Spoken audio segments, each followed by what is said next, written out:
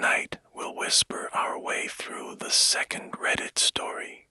You might feel a chill, or maybe see a little piece of yourself in it. If you're ready, let's begin. Stay quiet. The story is about to start. My family always treated me like the weird failure while spoiling my sister with everything. They had no idea I'd quietly built a $3.2 million tech empire.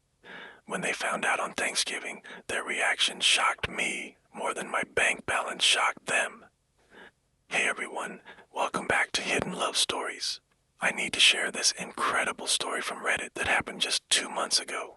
I'm Ashley, 32F, and this story is about family, money, and the most satisfying moment of vindication I've ever experienced. Throwaway account because my family knows my main Reddit username. Let me start by painting you a picture of my childhood. I was born into what looked like a normal middle-class family in suburban Ohio. My parents, Linda and Robert, both worked decent jobs. Mom is a nurse, dad in insurance. When I was 3, my sister Stephanie came along, and that's when everything changed. From the moment Stephanie could walk, she was the golden child, and I mean golden in every possible way. She was the pretty one, the social one, the one who could do no wrong. Meanwhile, I was the weird kid who preferred computers to Barbies and books to beauty pageants. The favoritism wasn't subtle. When Stephanie wanted to take dance classes, my parents immediately enrolled her in the most expensive studio in town. When I asked to take a computer programming camp, they said it was too expensive and suggested I read library books instead. When Stephanie needed a new dress for school dance, they'd take her shopping and spend hundreds of dollars. When I needed new clothes, we'd hit the thrift stores. By the time we were teenagers, the disparity was insane. Stephanie got a brand new Honda Civic for her 16th birthday. I got a lecture about responsibility and was told I could walk or take the bus. She got designer clothes for school. I got hand-me-downs and clearance rack items. She went to a private college with full parental funding. I worked 3 jobs to pay for community college and then transferred to a state school with student loans. The worst part wasn't even the money. It was the attention. At family gatherings, everyone wanted to hear about Stephanie's latest achievement, her boyfriend, her sorority, her internships. When people asked about me, my parents would say, "Oh, Ashley's doing her computer thing. She's always been different." That computer thing became my escape and my passion. While Stephanie was out partying, I was learning coding languages, building websites, and diving deep into tech entrepreneurship. I spent countless hours in my dorm room and later in my tiny apartment working on projects that my family couldn't understand and frankly didn't care to understand. After college, the pattern continued. Stephanie got a marketing job at a mid-level company, and my parents acted like she'd been appointed CEO of Fortune 500 company. They bragged to everyone about her impressive career and how proud they were. Meanwhile, I was working freelance tech jobs, building apps, and slowly but surely creating something bigger. When Stephanie got engaged to her college boyfriend, Brad, the wedding planning became a family obsession. My parents spent $40,000 on her wedding, money they claimed they didn't have when I needed help with college expenses. I was expected to be the dutiful sister, helping with planning while listening to everyone gush about how perfect Stephanie's life was. The wedding was beautiful, I'll give them that, but watching my parents give speeches about their successful, beautiful daughter while barely acknowledging my existence in their toasts, that stung. I was 28 then, and I realized I was tired of being the family disappointment. It started small. At 25, I developed a simple productivity app during my weekends. Nothing fancy, just something that helped people organize their daily tasks in a visual way. I put it on the App Store for $2.99, and honestly, I didn't expect much. Within 3 months, it had 50,000 downloads. Within 6 months, it hit 200,000. The money started trickling in, first hundreds, then thousands. I was shocked, but I didn't tell anyone. My family was so focused on Stephanie's engagement planning that they barely noticed when I started dressing a little better or when I moved to a nicer apartment. That first app's success taught me something crucial. I had a talent for understanding what people needed before they knew they needed it, so I kept building.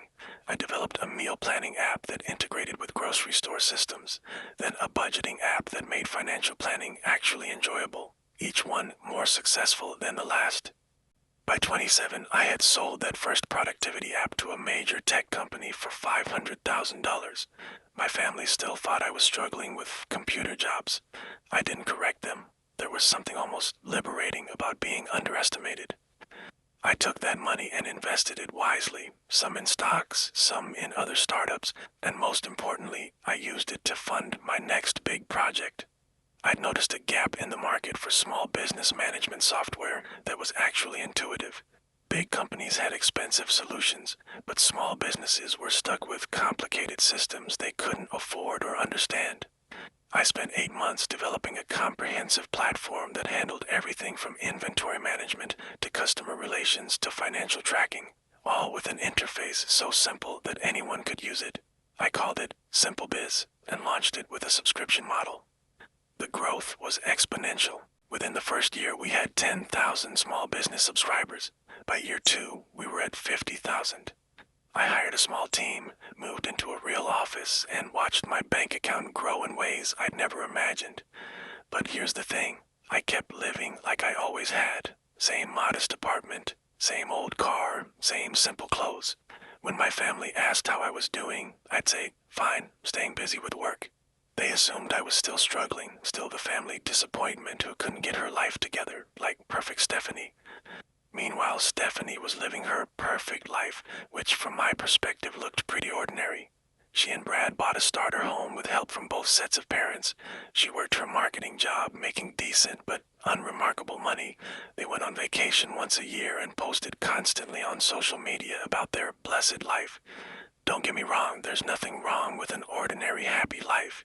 But the way my family acted, you'd think Stephanie had discovered the cure for cancer while simultaneously winning an Olympic gold medal. The irony wasn't lost on me. While they were celebrating Stephanie's modest achievements, I was quietly becoming more successful than any of them had ever dreamed of being. By my 30th birthday, Simple Biz had grown to 100,000 subscribers. I'd launched 2 additional software products, and my net worth had crossed the $2 million mark. Still, I said nothing. There was something satisfying about the secret. At family dinners, I'd listen to them worry about my future, suggest I find a real job, and hint that maybe I should consider going back to school for something more practical. I'd just nod and change the subject. 2 years later, I made my biggest move yet.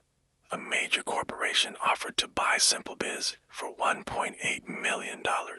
After taxes and paying my team bonuses, I walked away with $1.2 million cash. Combined with my investments and savings, I was now worth $3.2 million at age 32. I could have retired. I could have bought a mansion. I could have rubbed it in my family's faces. Instead, I started planning my next venture and continued living quietly. But I did make one change. I hired a financial advisor and started planning for a future that would be entirely on my own terms. This year's Thanksgiving was supposed to be like all the others. Stephanie and Brad would dominate the conversation with talk about their plans to start trying for kids. My parents would fawn over every word, and I'd be the quiet sister who brought a decent side dish and contributed little to the conversation. I arrived at my parents' house with my laptop bag because I was expecting some important calls about a potential new business partnership. I set up in the guest room as usual, thinking I could work quietly while the family did their typical Stephanie worship session. Stephanie was in rare form that day. She'd recently gotten a small promotion at work and had convinced Brad to start looking at bigger houses. The way she talked, you'd think she'd been appointed Secretary of State. My parents were hanging on every word, asking follow-up questions and praising her ambition. Ashley, my mom said during a brief pause in Stephanie's monologue, you should ask Stephanie for career advice. She's really figured out how to succeed in the professional world. I nearly choked on my wine. Here I was, worth more than all of them combined, being told to ask my sister for career advice because she got promoted to senior marketing coordinator. That's sweet, Mom, I said, but I think I'm doing okay. Are you, though? I mean, you're 32 and still doing freelance computer stuff. Don't you want stability, benefits, a real career path? That's when I made my mistake. I got up to check on something in the kitchen, leaving my laptop open in the guest room. When I came back, Stephanie was standing there staring at my screen with her mouth hanging open. She'd been looking for a phone charger and had bumped my mouse, waking up the computer. On the screen was my banking dashboard, which I'd been using to review some investment transfers. 3 different account balances were clearly visible, along with my investment portfolio summary. Total net worth, $3,247,000. Stephanie's face went through about 5 different expressions in 10 seconds. Confusion, disbelief, shock, and finally something that looked like nausea. This can't be right, she whispered. I walked over and calmly closed the laptop. What can't be right? Your bank account, it says you have over $3 million. The room went completely silent. My parents rushed in from the kitchen, drawn by Stephanie's shocked tone. What's wrong, honey? My mother asked, immediately focusing on Stephanie's distress. Ashley's rich, like really, really rich. The next hour was absolute chaos. My parents demanded to see the laptop screen, then spent 20 minutes staring at the numbers like they were written in a foreign language. They asked the same questions over and over. How long had I had this money? Where did it come from? Why didn't I tell them? I answered honestly. I told them about the apps, about SimpleBiz, about the acquisition, about the investments. I explained that I'd been building this for 7 years, quietly and consistently, while they'd been focused on other things. The reactions were everything I'd expected, and worse. My father's first response was pride for about 30 seconds. Well, I'll be damned, he said. Our Ashley is a millionaire. But that quickly shifted to confusion and what I can only describe as accusation. Why didn't you tell us we're your family? My mother went straight to hurt feelings. How could you keep this from us? We tell each other everything in this family. The irony of that statement wasn't lost on me, considering they'd spent decades acting like my life wasn't worth asking about. But Stephanie's reaction was the most telling. After the initial shock wore off, she got angry, really angry. This isn't fair, she said, tears starting to form. I worked so hard for everything I have. I went to a good school, I got a real job, I did everything right, and you've just been hiding millions of dollars while watching me struggle. Struggle? I asked. You mean struggle with your parents paying for your wedding, helping with your house down payment, and covering your student loans? That's when the demands started. My father was first. Well, now that we know, we can finally talk about some things. Your mother and I have been worried about retirement. The house needs a new roof. Maybe you could help us out. My mother jumped in. And Stephanie's been so stressed about money lately. Maybe you could pay off her student loans. It would mean so much to the family. Stephanie, emboldened by parental support, got specific. I've been wanting to quit my job and start my own consulting business. I could really use some startup capital, maybe $100,000 to get started.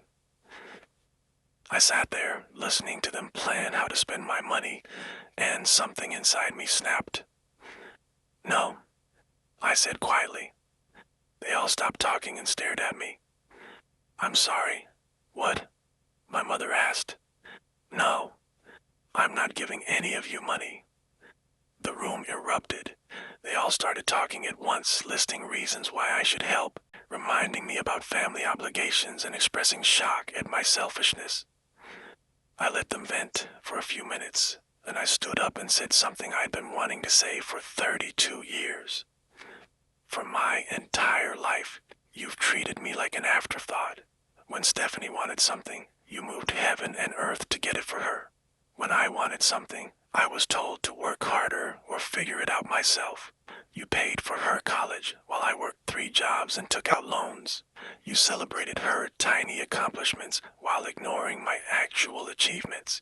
You spent $40,000 on her wedding while telling me you couldn't afford to help with my education. The room was completely silent now. I built this wealth myself, with no help, no encouragement, and no recognition from any of you.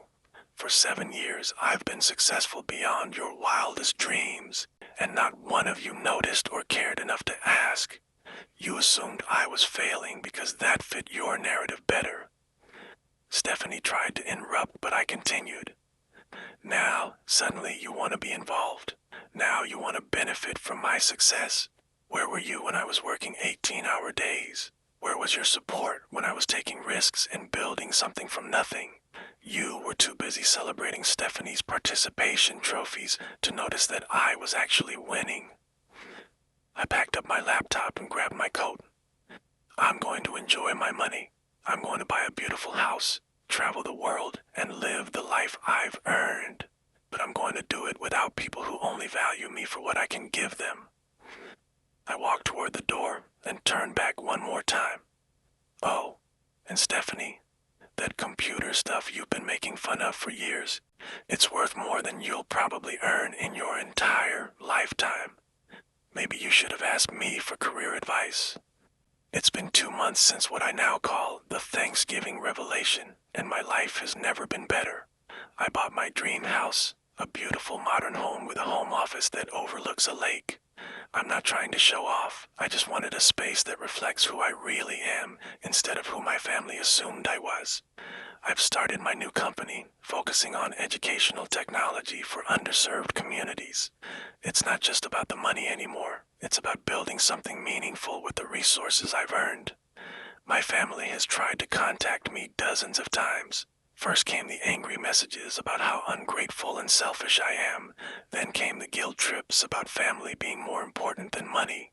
Finally came the half-hearted apologies that were clearly designed to get me to reconsider my position. I haven't responded to any of them. I've connected with some other entrepreneurs who understand what it's like to build something from nothing. For the first time in my life, I'm surrounded by people who see my success as inspiration rather than something to exploit.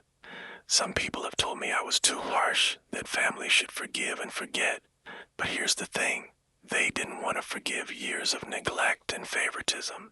They just wanted access to my bank account. I spent 32 years being undervalued by the people who were supposed to love me unconditionally. I'm not spending the next 32 years being valued only for my net worth. So Reddit, here's my question for you. Have you ever been underestimated by the people closest to you? How did you handle it when you finally proved them wrong?